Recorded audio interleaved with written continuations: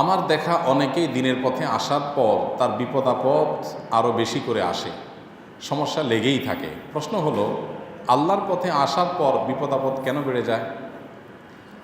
এরকম অভিজ্ঞতা আমারও আছে। আমি অনেককে দেখেছি যে আল্লাহর পথে আসার আগে তার এত বিপদ আপদ ছিল না। আমি অনেক ব্যবসায়ীকে ব্যক্তিগতভাবে চিনি, যেই ব্যবসায়ী একটা সময় দেখা গেছে যে তার নামাজ কালাম পড়তো না, এত সমস্যা ছিল না, ব্যবসার দিনকাল ভালোই গেছে। এরপরে বলে, হুজুর যখনই আল্লাহর পথে আসলাম, তওবা করলাম, নামাজ পড়া ধরলাম, এখন দেখি একটার পর একটা বিপদ, ব্যবসা বাণিজ্যে আপনার অগ্রগতি নাই, তারপরে নানান সমস্যা তৈরি হচ্ছে। এগুলো কেন হয়? এটা আসলে অমূলক না। আমি আমার বাস্তব জীবনে অনেককে দেখেছি যে আল্লাহর পথে ফিরে এসেছেন, একটার পর একটা বাধা, আগের দিনটা ভালোই ছিল। এইটা মূলত আল্লাহ রাব্বুল আলামিনের পক্ষ থেকে পরীক্ষা হওয়ার সম্ভাবনা সবচেয়ে বেশি। আপনি যখন আল্লাহর দিকে আসেন, সম্ভবত ইবনুল কাইয়িম রাহিমাহুল্লাহ অথবা ইমাম ইবনে তাইমিয়া রাহমাতুল্লাহ, দুজনের কোনো একজন হবে, তাদের একটা উক্তি আছে খুব চমৎকার। সেটা হলো, আল্লাহর দিকে যখন কোনো বান্দা আসে, আল্লাহর কাছাকাছি আসে, আল্লাহ তখন অনেককে ধাক্কা দেয়। ধাক্কা দেন বলতে ফিজিক্যালি ধাক্কা না আর কি, মানে আল্লাহ রাব্বুল আলামিন পরখ করতে চান। আল্লাহ সব জানেন কার ভেতরে কি আছে না আছে, তিনি আলিমুল বিজাতি সুদূর, কিন্তু তিনি প্রমাণ করতে চান যে এই যে আমার দিকে আসছে, এই আশাটা পিওর কিনা, আসলেই সে আমার দিকে আসছে কিনা। যদি ভেজাল হয় তাহলে একটা ধাক্কা খাওয়ার পর আর আসবে না, চলে যাবে। আর যদি আশাটা পিওর হয়, না আমি আল্লাহর দিকে যেতেই চাই, আমি আল্লাহর দিকে ধাবিত হতেই চাই, তাহলে যত ধাক্কা আসুক সে আরো জোরে আসবে, যত ধাক্কা আসুক সে আরো জোরে যেতে থাকবে।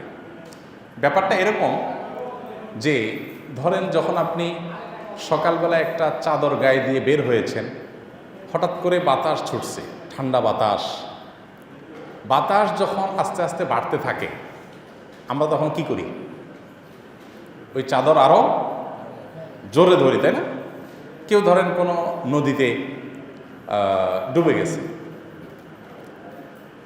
তখন তিনি যদি কোনো কলা গাছ বা কিছু পান, এটা তিনি জড়ায় ধরবেন। ঢেউ যদি বাড়তে থাকে, জোরে জোরে আসতে থাকে, তখন সে চিন্তা করবে যে এতক্ষণ যে ঢেউ ছিল এর মধ্যেই ধরে থাকতে পারতেছি না, এখন যেই ঢেউ আসতেছে আরো জোরে, এটা তো থাকার প্রশ্নই ওঠে না, অতএব কলা গাছ ছেড়ে দিই। এটা করে কেউ? বরং কি করে, ঢেউয়ের মাত্রা যখন বাড়ে তার ধরাটা আরো শক্ত হয়। এটা দ্বারা বোঝা যাচ্ছে সে চাচ্ছে বাঁচতে, অর্থাৎ তার বাঁচার উদ্দেশ্যের ভিতরে কোনো খাদ নাই। এটা ঢেউ যত বড় হয় সে নিজেকে প্রমাণ করবে তত বেশি সুযোগ পায়। আল্লাহ সুবহানাহু ওয়া তাআলার দিকে যখন আপনি ধাবিত হবেন, আগে নামাজ কালাম পড়তেন না, আগে হালাল হারাম বাজ বিচার করতেন না, এখন দেখলেন যে এগুলো করার পর দেখলেন যে একটার পর একটা ঝামেলা, বিপদ বেটে বলে হচ্ছে না, অসমস্যা লেগেই আছে। আল্লাহ রাব্বুল আলামিন আপনাকে পরখ করছেন, আপনার উদ্দেশ্যের ব্যাপারে আপনি কতটা অনড়, কতটা আল্লাহর দিকে সত্যি আপনি আসতে চান, আল্লাহ রাব্বুল আলামিন সেটাকে প্রমাণ করছেন। তো এই জন্য ওই টাইমগুলোতে একটু সবরের সাথে পার করতে হয়। এই সময়টা পার হয়ে যায়, হয়তো কারোর অনেক লম্বা সময় ধরে সাফার করতে হয়, কিন্তু পার হবে নিশ্চিত, বিধায় এই সময়গুলোতে সবর করতে হয়।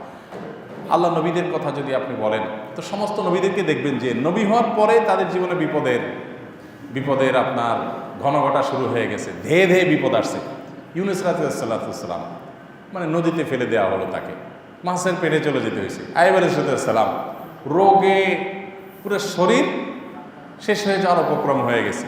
ঈসা আলাইহিসসালাম জন্মের পর থেকে তার মাকে নিয়ে অভিযোগ, অপমান, মিথ্যা অপবাদ, এরপর তার বিরুদ্ধে ষড়যন্ত্র, শত্রুতা। আমাদের নবী সাল্লাল্লাহু আলাইহি ওয়াসাল্লাম জন্মের দুনিয়াতে আসার আগে থেকে মায়ের গর্ভে থাকতেই বাবা হারানো, এরপরে মা হারানো, জন্মের পর দাদা হারানো, চাচা হারানো, স্ত্রীকে হারানো, মানে একের পর অভিভাবকগুলো সব চলে যাওয়া, এরপরে মক্কাবাসীর বাধা, বিপত্তি, ষড়যন্ত্র, শত্রুতা।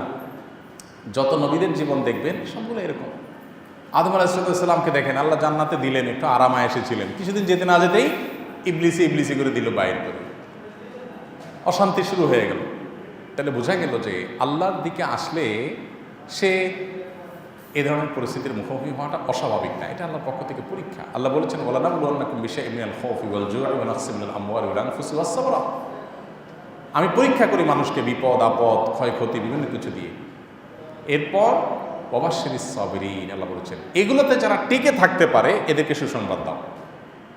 আল্লাহ তাআলা আমাদেরকে টিকে থাকার তৌফিক দান করুন, সবর করার তৌফিক দান করুন। আল্লাহর পথে আসলে তাদের পরীক্ষা আসাটা এটা নবীদের সুন্নাহ বা নবীদের সিস্টেম, অতএব তারই ধারাবাহিকতা আসা অস্বাভাবিক না। আবার কারো কারো ক্ষেত্রে হয়তো সেটা নাও হতে পারে, ব্যতিক্রমও থাকতে পারে, সেটা অস্বাভাবিক না। কিন্তু বিপদ আসলে ধৈর্য ধারণ করতে হবে।